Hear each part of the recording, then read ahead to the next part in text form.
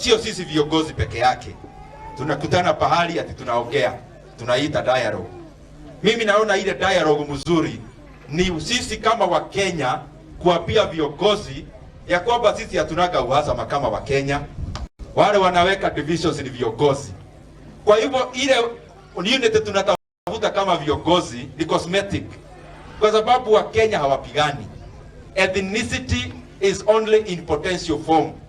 It is only politics that activates ethnicity. Watu wanachukiana, Wakenya wanapendana.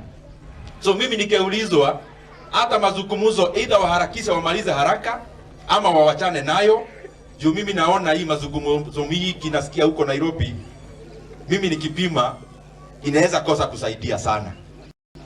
Ile mazungumzo itasaidia ni kama hii shule inaenda vizuri. Mazungumzo inasaidia ni barabara kujengwa. Mazungumzo ni ya maji na maendeleo mengine. Kana muko nati ya doito. Sio iko sawa? Nikimaliza kabisa hii mcheko ya chipukizi hapa, rafiki yangu, uniruhusu nikikaa tufanye tu kidogo, kwa sababu tukisaidia hii shule tunasaidia jamii. Na pia nikuombe, kuna mtu hapa alifanya taekwondo hivi hapa, uniruhusu niwaunganisha na Babu Owino, kwa sababu Babu amesema huyo wanaweza mchukua akuwe chief agent. Ndio next time kula yao isipotee.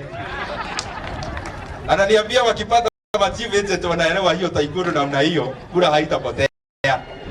Lakini wewe ulipe vizuri Babu Owino. Na kazi ya commission niko hapa. Nitakukanisha na huyo jamaa rafiki yangu. Kwa sababu wewe unasema saa nyingine kura iko lakini sijui inaenda wapi. So, chipukizi kuja tafadhali. Si mnapenda huyu rafiki yetu? Chipukizi, kitu moja, unaona ile finance bill tulikuwa nayo juzi. Ilikuwa na maneno ya tax. Tax hii inaenda chini, hii tax inaenda juu. Si mlisikia hiyo maneno? Finance bill ile ilipigwa kelele pale Nairobi. Kwa hiyo finance bill tukapeleka chini tax ya vitu mingi. Yes. Kama vitu za animal feeds. Kuna kitu kingine tulipeleka tax juu. Yes. Makazi ya kunyoa nywele. So makazi ya kunyoa nywele haina tax.